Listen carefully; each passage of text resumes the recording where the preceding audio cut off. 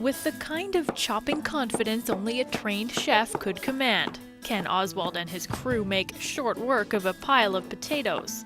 Whether it's prepping veggies for the frittata or starting the soup, the team is a well-oiled machine. We all get together, get along real well, and you can taste it in the food. Today we're serving frittata. Of course, a salad, zucchini, pepper. As for what's on the menu, well, in this kitchen, that's always a surprise. Like some crazy Iron Chef-style challenge, these cooks arrive knowing only the main protein they'll get to work with. As for everything else, sometimes they just have to make something out of nothing. It's just one of the many donations that we get, and sometimes it's just really nice stuff, and sometimes it's something we have to work with. So when you walk through the door, you go, okay, I've got chicken and nothing? Nothing? And you really, it's a frantic scramble that first 20 minutes to figure out what you're going to cook for the day. That's just life at the Rainbow Kitchen, a drop-in center for anyone who's hungry. About 36 volunteers run the kitchen and serve the food, while all kinds of local partners pitch in to fill the pantry. Old school, church social style cooking is where it's at around here.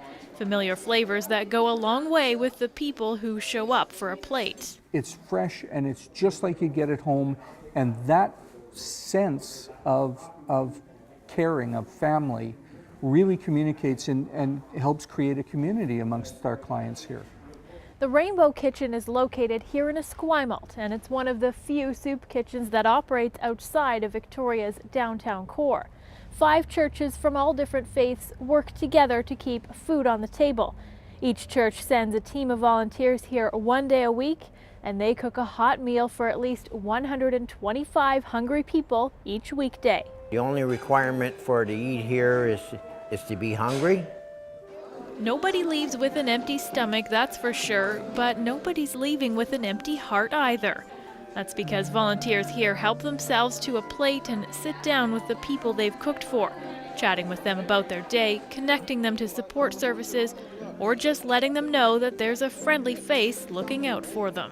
It's a community, and it's an astonishingly good community. It's joyful. Like I said, it's like a family. I get that community feeling. And this kind of respect has built a community of regulars, the kind who often lend a hand with doing dishes or cleaning up.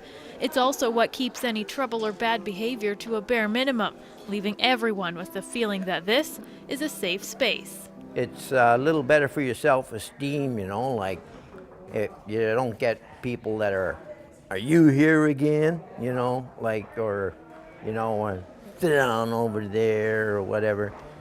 There's none of that goes on around here, as long as the people treat people with respect or treat it with respect. Clausen says the demand around here is definitely up. He says that many of the people who come in suffer from mental health issues and are homeless, something he calls unacceptable. Do you have the meat one too? It's a terrible condemnation of our society that we let the most vulnerable people loose. We just cut them loose. And so he says he's motivated to get out of bed early every morning by the simple fact that he knows he can make a difference. The world is just marginally better because I was here today. And that's, what more can you ask for in life than to actually improve the world by the amount you can? As long as people are still going hungry, the need for more help isn't going away. In fact, the need is rising so much, the Rainbow Kitchen wants to start offering an extra meal on Saturdays, and they're looking for more volunteers, food, and donations to make it happen. In Esquimalt, I'm Hilary Hallman for The Daily.